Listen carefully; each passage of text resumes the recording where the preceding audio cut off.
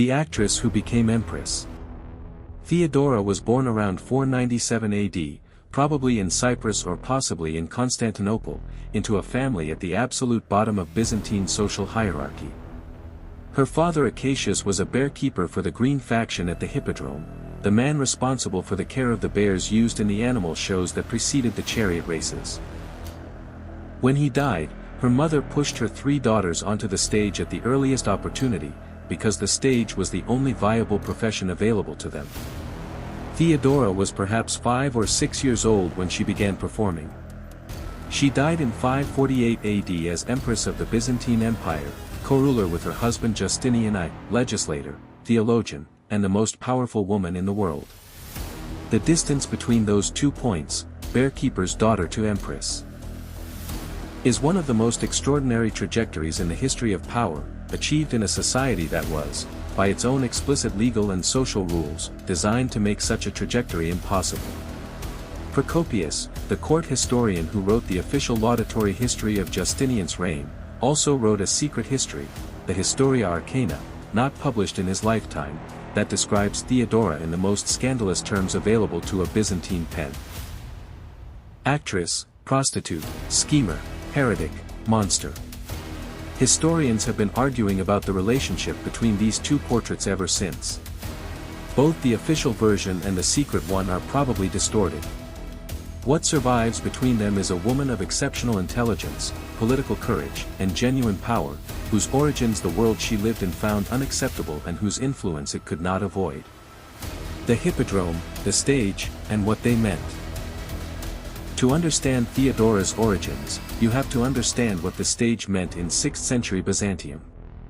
Byzantine law classified actresses, along with prostitutes, tavern keepers, and certain other professions, as infames, persons of infamous status who were barred from marriage with men of senatorial rank, from giving testimony in court, from holding public office, and from most of the legal protections available to respectable citizens. The classification was inherited from Roman law and enforced with the additional weight of Christian moral theology, which associated theatrical performance with pagan religious practice and sexual immorality. The association was not entirely unfair. Theatrical performance in late antiquity frequently included sexually explicit mime performances, and the economic conditions of actresses made supplementary prostitution common, though not universal. Procopius's account of Theodora's early life, written to destroy her reputation, is certainly exaggerated. But that she performed on stage, that she lived in the social world the stage created, and that she experienced the specific vulnerabilities of women in that world is not in doubt.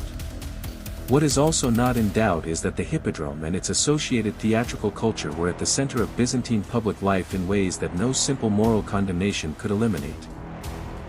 The chariot racing factions, the Blues and Greens, were simultaneously sports organizations, political groupings, neighborhood associations, and sources of social solidarity for Constantinople's working population. The bear keepers and actresses and charioteers who populated this world were not marginal figures in Byzantine society, they were central to its most important public rituals. Theodora grew up at the intersection of performance, public politics, and the street-level social organization of the Byzantine city. The journey east and the conversion. At some point in her late teens or early 20s, probably around 515 to 517 AD, Theodora left Constantinople and traveled to North Africa, following a man named Hippodrome who had been appointed governor of Pentapolis in Libya. The relationship ended badly. Hippodrome dismissed her, and she found herself in Alexandria without resources or obvious means of return. What happened in Alexandria is described in sources that have an obvious theological agenda, but that may contain a core of truth. She encountered the Monophysite Christian community, the theological tradition that held that Christ had a single divine nature rather than the 2 natures, divine and human, affirmed by the Council of Chalcedon in 451. The Patriarch Timothy III of Alexandria was a Monophysite, and Alexandria was the intellectual and spiritual center of the movement.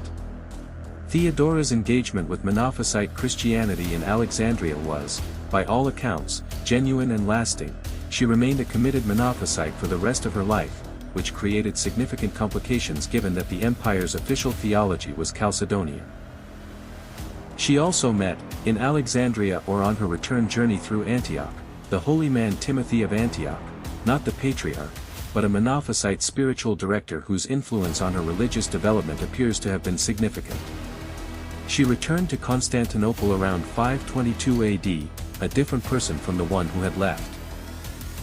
Still an actress by legal classification, but now also someone with a formed theological identity, a network of Monophysite connections, and the specific quality of inner resources that people who have made a genuine religious conversion tend to carry. Justinian, the marriage that changed the law. Justinian, nephew of the Emperor Justin I, and from 527 AD Emperor himself, met Theodora sometime around 522 AD. He was in his late 30s. She was perhaps 25. He fell in love with her with an intensity and a permanence that his subsequent behavior makes entirely clear, and he decided to marry her.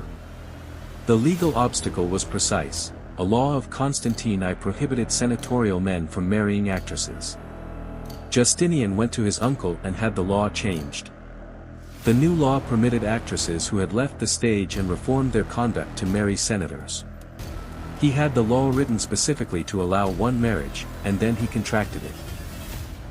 The marriage was performed around 525 AD, before Justin's death and Justinian's sole accession. When Justinian became emperor in 527, Theodora became empress, not consort, not decorative partner, but co-ruler in a sense that contemporary documents confirm. Imperial legislation was issued in both their names. Diplomatic correspondence was addressed to both of them. Foreign ambassadors reported that access to Theodora was as important as access to Justinian, and sometimes more practically useful. She had her own court, her own officials, her own networks of patronage and intelligence that sometimes operated independently of her husband's. The Nika Revolt, the speech that saved an empire. In January 532 AD, a riot that began in the Hippodrome transformed within days into the most serious threat to Justinian's reign. The immediate trigger was a dispute over the execution of members of both chariot racing factions, Blues and Greens, who had been sentenced to death after a brawl. When the executions were botched and 2 men survived the hanging, the factions formed an unprecedented alliance around the slogan, Nika, conquer, and turned their combined anger against the imperial government. Within days, significant portions of Constantinople were burning, including the original Hagia Sophia, and a rival emperor had been proclaimed. Justinian's response was to prepare to flee. He had ships loaded with treasury gold in the harbor of the Great Palace, ready for departure. His senior advisors were with him in the throne room, discussing escape routes. It was at this moment that Theodora spoke. The speech is preserved by Procopius, the same writer who later savaged her in the Historia Arcana, in his official history of the wars, which means it was written to be read in the imperial court and could not simply invent its substance. The speech he records is brief, precise, and devastating in its logic. She said, she did not intend to flee. If flight was the only option, she preferred not to live. But flight was not the only option. The harbor was still accessible, the emperor could still act. The purple is a fine burial shroud, she said, or words to that effect, since the exact phrasing varies in different manuscripts. An emperor who flees is no longer an emperor.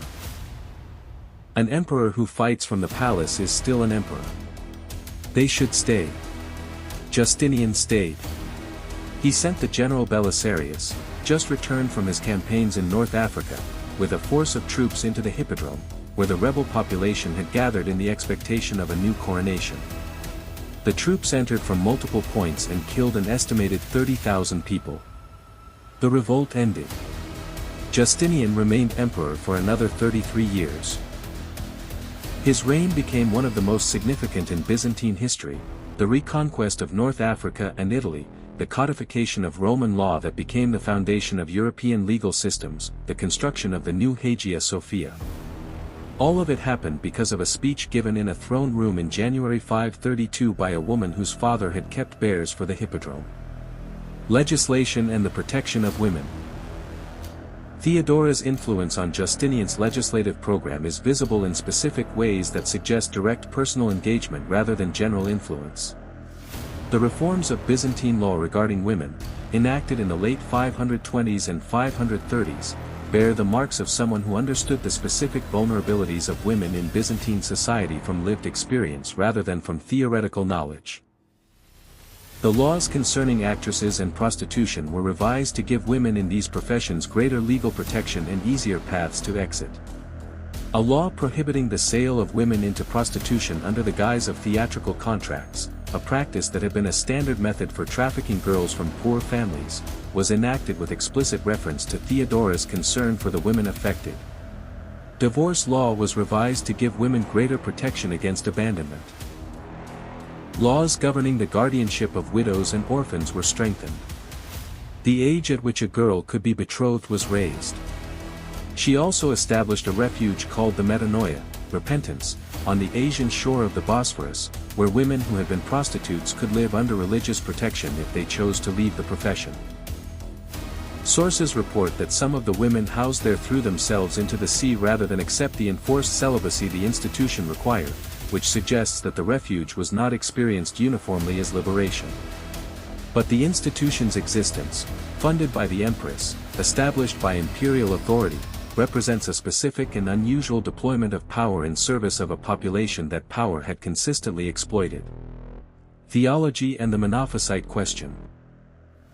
Theodora's Monophysite faith was not a private matter.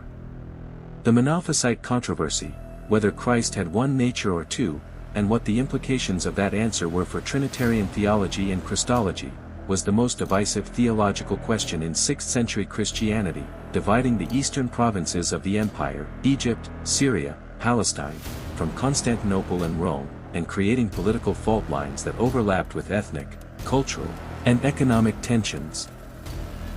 Justinian was personally committed to the Chalcedonian position, the two-nature theology affirmed by the Council of 451, and to finding a formula that could reconcile the Monophysites without abandoning Chalcedon. He pursued this through a series of theological negotiations, councils, and compromises that satisfied almost no one. Theodora pursued the same goal through different means. She harbored Monophysite clergy in the imperial palace, providing them protection and access to the emperor that their theological position made politically dangerous. She corresponded with Monophysite leaders in Egypt and Syria. She used her position to moderate the persecution of Monophysites that Justinian's advisors periodically demanded. The most dramatic expression of her theological engagement was her protection of the Monophysite Pope of Alexandria, Theodosius, who was deposed by Justinian's theological policy and brought to Constantinople in 535. Rather than being imprisoned or exiled to a remote monastery, Theodosius spent 30 years living in the palace under Theodora's protection, continuing to ordain Monophysite bishops and priests, including the missionaries who would eventually carry Monophysite Christianity to Nubia and Ethiopia, where it survives to the present day as the Coptic and Ethiopian Orthodox traditions. The religious geography of Africa was shaped, in part, by one empress's protection of one deposed patriarch. Death and the question of partnership. Theodora died in June 548 AD, probably of cancer, after an illness of some months. She was approximately 50 years old. Justinian's response to her death is documented in the pattern of his subsequent behavior. He was more hesitant, more susceptible to clerical influence, more inclined toward theological compromise on the Monophysite question rather than the creative ambiguity he and Theodora had maintained together. The energy and the direction that their partnership had provided the regime was not replaceable by any single substitute. The question of how to characterize their partnership has been debated since Procopius wrote his two incompatible portraits. The secret history presents Justinian as a puppet manipulated by a scheming former prostitute. The official history presents Theodora as a loyal and supportive consort. Neither captures what the actual documentary evidence suggests.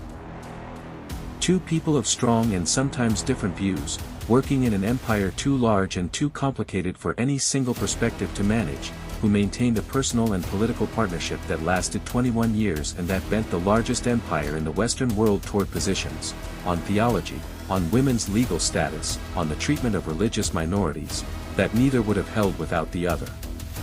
She appears in the mosaics of San Vitale in Ravenna.